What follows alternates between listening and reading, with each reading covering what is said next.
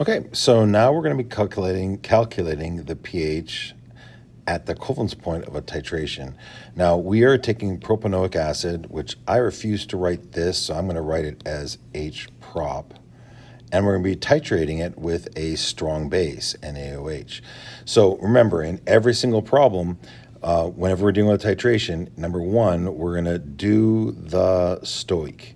Now that is going to be done in millimoles typically, or moles depending, and then two, do the equilibrium. Now, what we know in advance, just FYI, is that when we're at the equivalence point, we're going to end up with none of the propionic acid and only its conjugate. So we're going to have to do a KB weak base problem. So let's just jump right in here with this. And they give us the pKa here, which is going to be helpful for us to be able to figure out the Kb in the problem. But let's jump in.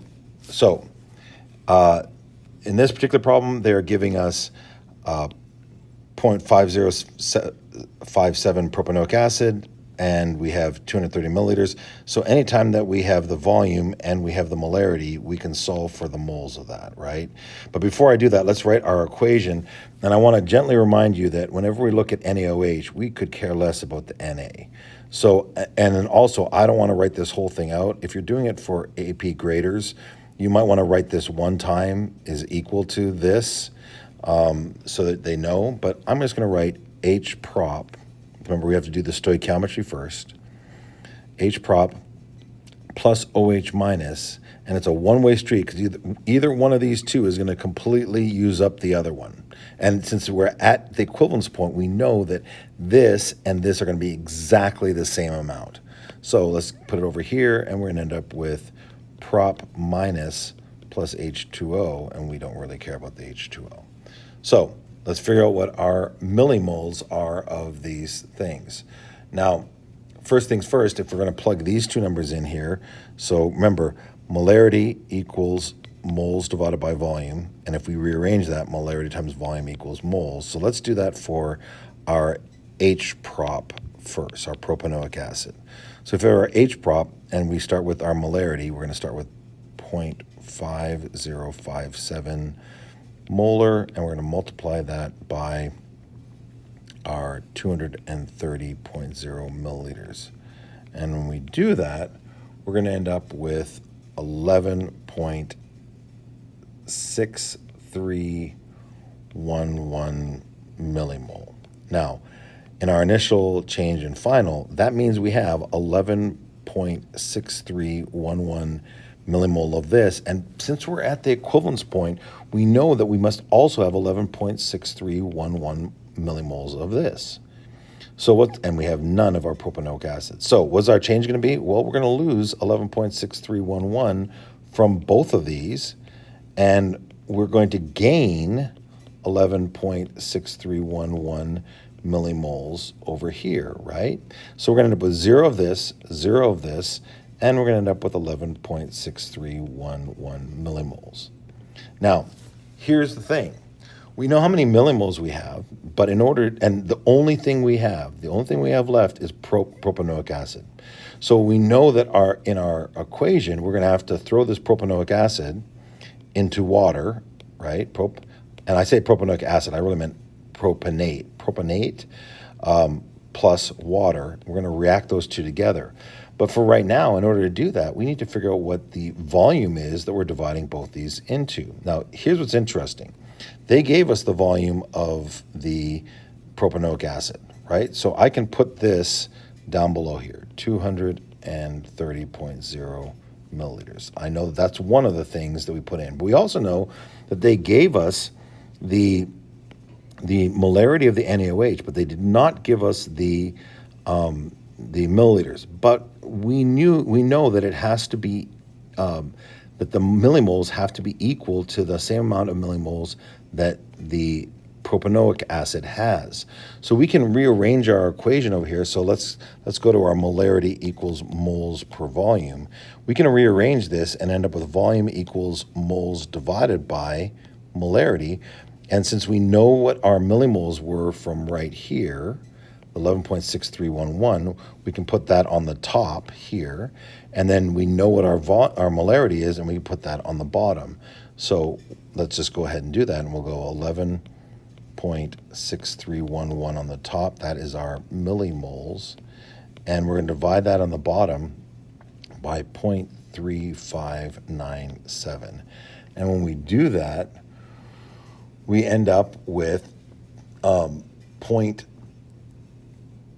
let's do it this way. It's going to end up being 323.356 milliliters. So over here, we're going to add in 323.4 milliliters. Yeah? So what's kind of cool about this, and I'm going to do the math on this because I really don't want to be doing the entire problem, trying to resolve this out. So if I were to take this, if I wanted to figure out the molarity of my propionic acid, because here's what I'm going to do. I'm going to take this molarity right here. So molarity, again, is moles divided by volume for this. And if I divide this right here by this, my molarity for this is going to end up being, and by the way, it's millimoles divided by milliliters, so it kind of cancels out, which is kind of nice for us here. It's going to be equal to 0.210192 molar. That's going to be a molarity of our propionic, or propane. I'm having trouble saying it, but it's going to be the base portion of the propionic, so propionate. So let's write our equation for propionate. So what is prop minus going to do? Well, prop minus is going to react with water, and when it does, it's going to form H prop. Let's write that again. H prop plus H3O plus. So let's put the values in. Let's do our standard ice table, and we're going to have our initial be 0.210192. We're going to have nothing here because that's a liquid. I've gotten lazy and not written the aqueous, liquid, aqueous, and aqueous in here. But I'm going to have 0 of this, and I'm going to have 0 of this. At equilibrium, or sorry, the change is we're going to lose X over here. The reaction has to go in this direction because we don't have any of the propionic acid, the conjugate base, or the H3O plus. And then over on this side, we're going to add X, and we're going to add X. So at equilibrium, we're going to have 0.210192 minus X. We're going to have X and X. And like I say to my students, I encourage you to write out the actual equilibrium expression. Now, this is for a base, so I'm going to write KB is equal to H prop concentration all times H3O plus, and all of that's going to be over prop minus. Now, the problem is that in the problem here up here, they give us the pKa of 4.89. Now, if they give us the pKa of 4.89, we can figure out the pKb if we wanted to. So we know that our pKa plus pKb is equal to 14. Yeah? And so we know that when we do the math on this, we have 4.89. That's going to be our K. Let's make sure I have it. That's going to be our Ka, 4.89. And we're solving for pKb, which is equal to, and that's equal to 14. So couldn't we just go pKb is equal to 14, subtract 4.89, and that's going to give us a pKb of 9.1086. Now we don't want pKb, well, that doesn't even look like a B, pKb. What we want is we want to have KB. So we know that if we take 10 to the negative pKb, we're going to end up with our KB. So I'm going to take my fancy calculator over here, and I'm going to go 10 to the negative 9.1086. Boop, beep, boop, boop, boop, boop, equals, we're going to end up with a KB equal to 7.7875 times 10 to the negative 10. That's a pretty small kb. So what are we going to do with all these values right here? We are going to plug them, all these, into here, and that's going to be equal to this. So I'm going to make this a little bit neater down below here. We call it dead frogging. So my kb is going to be equal to x times x all over, and let's take a look at the number we have, 0.210. I don't want to write any more numbers, so I'm going to 2102 minus x, and all that's going to be equal to 7.7875 times 10 to the negative 10. And this is what's important here. We want to 5% rule this. So we're going to say 5% rule. That makes this problem a lot easier, right? And so when we plug it back in, we end up with x squared is equal to 7.7875 times 10 to the negative 10, all that times 0.2102. And if we take the square root of both sides, we're going to end up with x equal to 1.284 times 10 to the negative 5. And this is what's really important. We cannot just leave it like this. We need to look back up here and see what x actually means. See how we have x right here?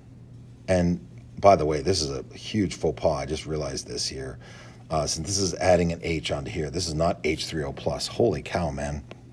This is OH minus.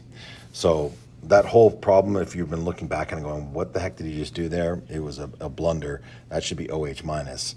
But what that means is over here, this is OH minus is equal to this.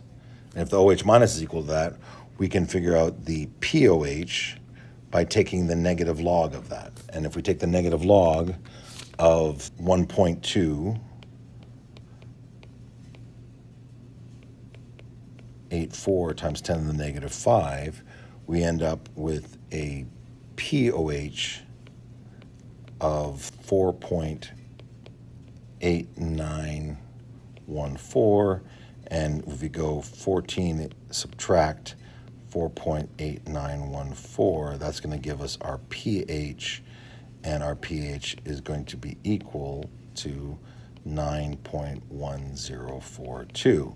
Again, they're going to ask us to do two significant figures, so I'm going to go to right here, and when I do that, it's going to be 9.10. Let's just take a glance up here at the beginning of the problem and see what the number of significant figures should have been if we were following the College Board rules. We have 4 significant figures right here.